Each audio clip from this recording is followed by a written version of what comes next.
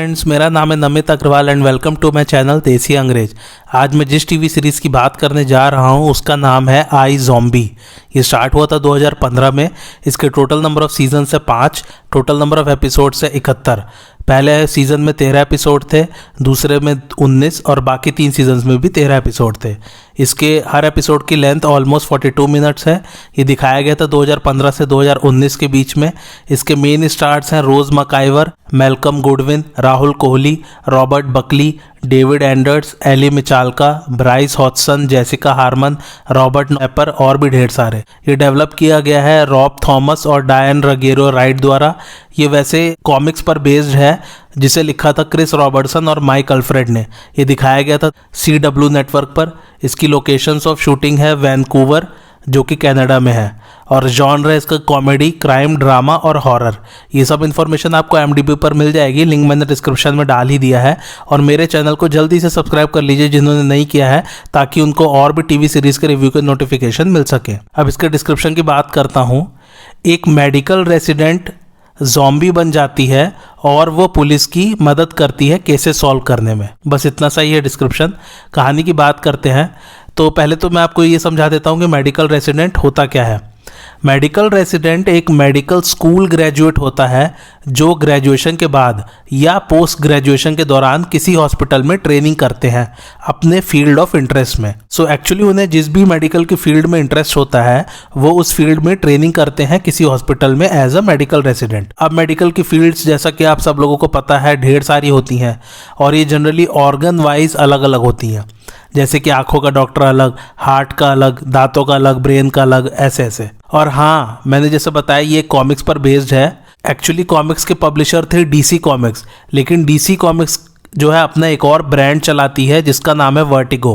तो ये vertigo comics के तहत पब्लिश हुआ था। कहानी में एक कैरेक्टर है जिसका नाम है ओलिविया मूर, और वही मेडिकल रेसिडेंट है, और उनका किरदार निभाया रोज मकाइवर ने। वो ज़ॉम्बी बन जाती हैं और वो हॉस्पिटल में काम कर रही हैं।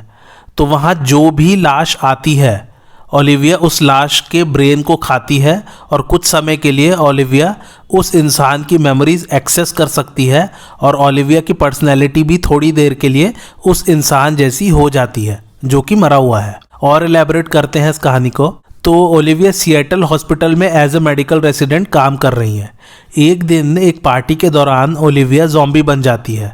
जब ओलिविया को ये पता चलता है तो वो अपनी नौकरी छोड़ देती है सिएटल हॉस्पिटल से, और अपने मंगेतर से भी ब्रेकअप कर लेती है। उसकी फैमिली में किसी को भी समझ नहीं आता कि ओलिविया ने ऐसा क्यों किया। ओलिविया को इसमें सब लोग प्यार से लिव बुलाते हैं, तो अब मैं भी लिव ही बुलाऊंगा इसमें। और लिव को एक बात और समझ में आती है कि अगर उसकी भूख सेटिस्फाई नहीं हुई तो फिर वो एक पागल ज़ॉम्बी बन सकती है और सभी लोगों को मार सकती है, जबकि वो ऐसा नहीं चाहती। इसलिए वो क्या करती है कि वो एक मुर्दा घर में नौकरी ले लेती है और अपने सिएटल हॉस्पिटल से नौकरी छोड़ देती है। अब क्या है, वो डॉक्टर तो है ही, तो वो जितनी भी लाशें वहाँ आती है मुर्दा घर में उनकी ऑटोप्सी करती है और उनका ब्रेन निकाल के खा जाती है। इससे उसकी भूख भी मिट जाती है और वो पुलिस की भी मदद कर पाती है कि जो लाश आई है वो कैसे मारा गया या किसने मारा उसे। एक बात और, लिव ज़ॉम्बी बन चुकी है ये बात किसी को नहीं पता है, ये एक सीक्रेट है। लेकिन ये सीक्रेट उसका बॉस, जिसका नाम है इसमें डॉक्टर रवि चक्रवर्ती, किसी तरह पता कर लेता है। रवि चक्रवर्ती का किरदार निभाया राहुल कोहली ने। तो रवि चक्रवर्ती किसी और को नहीं बताता इस बारे में, और वो लिव की हेल्प करने लग जाता है और उसका एक अच्छा दोस्त और राजदार भी बन जाता है। अब जैसा कि मैंने पिछले एपिसोड में यानी कि द वॉकिंग डेड वाले एपिसोड में आप लोगों को ज़ॉम्बीज़ का पूरा कंसेप्ट एक्सप्लेन किया था, और उसमें ये भी बोला था कि ज़ॉम्बीज़ अपनी सोचने समझने की शक्ति खो बैठते हैं। लेकिन ये भी कहा था कि ज़ॉम्बी के ढेर सारे वेरिएंट्स काफ़ी सारे टीवी शोज़ और मूवीज़ ने एक्सप्लोर किए हैं। तो बस इस टीवी शो में ज़ॉम्बी का वही एक वेरिएंट दिखाया है। तो एक्चुअली इसमें दिखाया है कि ज़ॉम्बी बनने के बाद अगर आपको नॉर्मल ह्यूमन ब्रेन या इंसानी दिमाग खाने को मिलता रहे तो आप ठीक रहेंगे, यानी कि आपकी सोचने समझने की शक्ति एज इट इज़ रहेगी।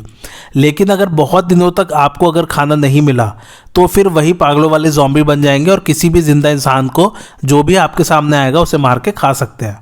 तो इसलिए रवि चक्रवर्ती को हैरानी होती है लिव की कंडीशन देख के कि ये मतलब सोच समझ कैसे रही है अच्छे से। हाँ, तो जैसा कि मैंने बताया इसमें ज़ॉम्बी बनने के बाद लिव में काइंड ऑफ एक सुपर पावर आ जाती है कि वो जिस भी मरे हुए इंसान का ब्रेन खाती है उसकी पर्सनैलिटी और उसकी यादें लिव के अंदर आ जाती हैं। तो फिर उसको उस इंसान के फ्लैशबैक्स दिखते हैं जो कि उस इंसान का मर्डर सॉल्व करने में मदद करते हैं। तो इसमें सिएटल पुलिस में एक डिटेक्टिव है जिसका नाम है क्लाइव बेबिनो, और क्लाइव बेबिनो का किरदार निभाया मैल्कम गुडविन ने। तो लिव अपने आप को साइकिक बताती है डिटेक्टिव क्लाइव को और केसेस सॉल्व करने में मदद करती है। अब साइकिक क्या होता है ये मैंने द मेंटलिस्ट के रिव्यू वाले एपिसोड में समझा दिया था। अच्छा हाँ, एक ऑटोप्सी का भी मतलब आपको बता देता हूँ। ऑटोप्सी का मतलब होता है किसी भी डेड बॉडी का अच्छे से परीक्षण करना ताकि उसकी मौत की वजह का पता लगाया जा सके। जो डेड बॉडीज़ की ऑटोप्सी करता है उसे करोनर या मेडिकल एग्जामिनर कहते हैं। पोस्टमार्टम और ऑटोप्सी का एक ही मतलब होता है। तो ऑटोप्सी में डेड बॉडी को सबसे पहले बाहर से उसका एक एक इंच अच्छे से निरीक्षण किया जाता है, और अगर कहीं भी कोई मार्क्स, घाव या कुछ भी निशान मिलता है तो उसे नोट किया जाता है और उसके पर्सनैलिटी के बारे में और अच्छे से जानने की कोशिश की जाती है। फिर जब बॉडी का बाहर से एग्जामिनेशन हो गया तो फिर बॉडी को डाइसेक्ट करके उसके अंदर भी हर ऑर्गन का अच्छे से एग्जामिनेशन किया जाता है। जनरली पोस्टमार्टम मर्डर के बाद ही किया जाता है, नॉर्मल या नेचुरल डेथ के बाद पोस्टमार्टम नहीं किया जाता। तो postmortem mostly murder cases solve करने के लिए किया जाता है।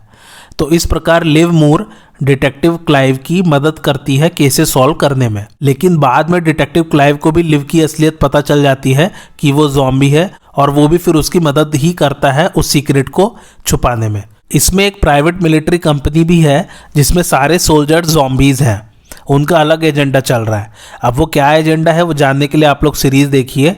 एक हिंट दे देता हूँ, वो प्राइवेट मिलिट्री कंपनी एक्चुअली पूरे सिएटल स्टेट के लोगों को ज़ॉम्बी बनाना चाहती है। क्यों बनाना चाहती है उसके लिए सीरीज़ देखें। तो इसमें काइंड ऑफ पॉलिटिकल एंगल भी है जो कि ज़ॉम्बीज़ को लेके अब तक एक्सप्लोर नहीं किया गया है। और यकीन मानिए ये कोई बोरिंग सी सीरीज़ नहीं है, बहुत ही इंटरेस्टिंग और मज़ेदार सीरीज़ है। वैसे भी ज़ॉम्बीज़ को लेके एक कॉमेडी एलिमेंट डालना बड़ा मुश्किल काम है, लेकिन उसे इसमें अच्छे से दिखाया है। मतलब कि अच्छा ह्यूमर है इसमें ज़ॉम्बीज़ को लेके। और हाँ, जैसे ज़ॉम्बीज़ को जितना मर्जी मार लो वो लोग मरते नहीं हैं, वही सुपर पावर लिव के पास भी आ जाती है, बशर्ते कोई उसके दिमाग पर जानलेवा हमला ना कर दे। अब एक एक करके कैरेक्टर्स की बात करते हैं। तो एक्चुअली लिव मूर के कैरेक्टर के बारे में और कुछ कहने को है नहीं। दूसरे कैरेक्टर पे आते हैं जो कि है डिटेक्टिव क्लाइव बेबिनो। वो लिव और रवि की मदद से काफ़ी सारे केसेस सॉल्व करता है, और क्लाइव उम्मीद करता है कि एक दिन वो पुलिस डिपार्टमेंट में कैप्टन बन जाए। और कुछ खास कहने को है नहीं। तीसरा कैरेक्टर है डॉक्टर रवि चक्रवर्ती का, इसे निभाया राहुल कोहली ने। वो पहले centre for disease control and prevention में काम करता था, लेकिन उसे वहां से निकाल दिया जाता है क्योंकि वो वहां कुछ बायोलॉजिकल वेपन से रिलेटेड एक्सपेरिमेंट कर रहा था। ये वाला एंगल भी आगे जाके कैसे जोड़ेगा सीरीज में वो आप सीरीज देख के ही समझिए। और वो इसमें लिव के लिए क्योर ढूंढ रहा है ताकि लिव वापस नॉर्मल इंसान बन सके। फोर्थ कैरेक्टर है मेजर लिली वाइट का, जिसे निभाया रॉबर्ट बकली ने। यही वो मंगेतर है लिव का जिससे लिव ने रिश्ता तोड़ दिया था ज़ॉम्बी बनने के बाद, क्योंकि बट ऑब्वियस है लिव को डर था कि कहीं लिली वाइट भी इन्फेक्ट ना हो जाए ज़ॉम्बी वायरस से, इसलिए उसके साथ लिव रिश्ता तोड़ देती है। जैसे जैसे कहानी आगे बढ़ेगी मेजर लिली वाइट इसमें प्राइवेट मिलिट्री कंपनी की जो मैंने बात की थी उसको ज्वाइन कर लेता है। और अब पांचवा कैरेक्टर आता है, ये सबसे इंटरेस्टिंग कैरेक्टर है इसमें, जिसका नाम है ब्लेन डिबियर्स मकडनो, और इसे निभाया डेविड एंडर्स ने। और वाकई में इस एक्टर की एक्टिंग मुझे सबसे अच्छी लगी। वैसे सभी की एक्टिंग अच्छी है, बट एक वो होता है ना कि किसी कैरेक्टर से जुड़ जाना या किसी की एक्टिंग किसी सीरीज में एकदम अलग से दिखना, वो इसी कैरेक्टर की है।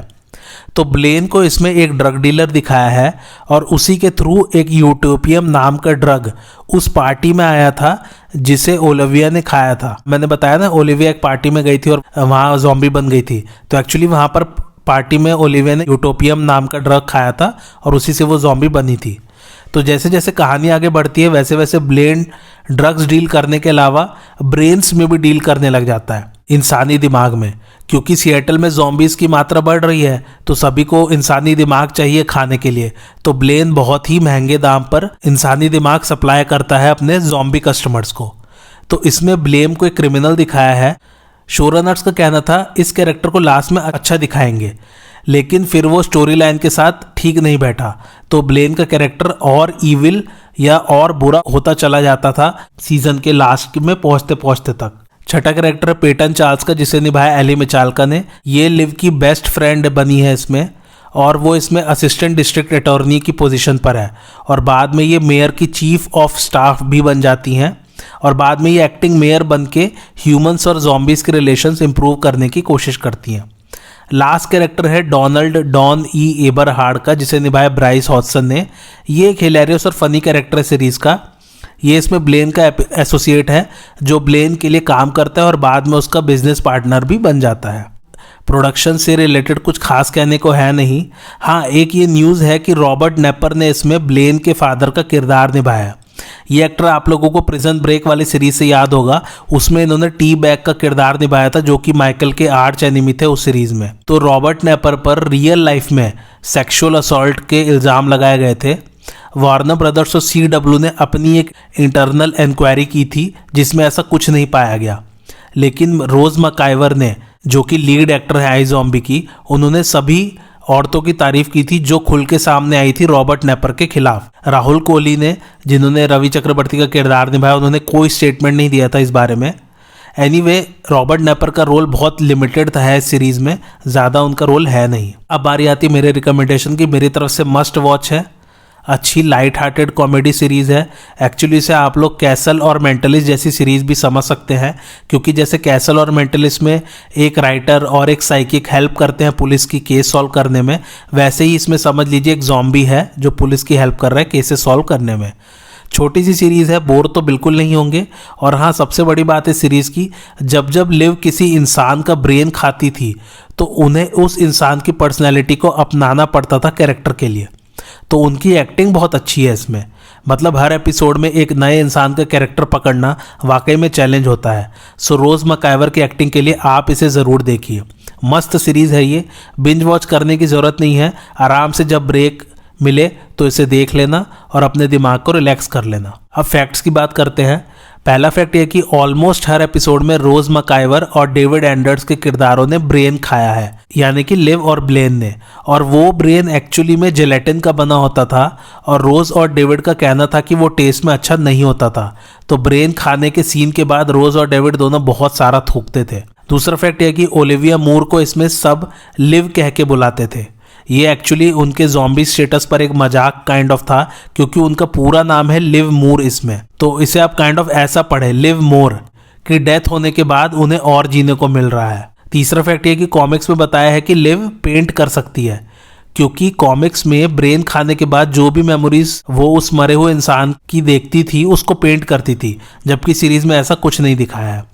चौथा और आखिरी फैक्ट यह है कि सीरीज वैसे तो सिएटल में सेट है, लेकिन शूट हुआ है वैनकूवर कनाडा में। इसके IMDb रेटिंग की बात करें तो वह 7.8, इसे रेट किया है लगभग 68,500 लोगों ने। और मेरा रिकमेंडेशन मस्ट वॉच है, जरूर देखिए, आपको मज़ा आएगा, बोर नहीं होंगे। एक्टिंग सभी की अच्छी, कहानी भी अच्छी है और छोटी सी सीरीज़ है। आपको आज का रिव्यू कैसा लगा मुझे कमेंट करके ज़रूर बताइए, और आप और किस किस टीवी सीरीज़ का रिव्यू देखना चाहते हैं वो भी मुझे कमेंट करके ज़रूर बताइए। और मेरे चैनल देसी अंग्रेज को लाइक, शेयर और सब्सक्राइब ज़रूर करें।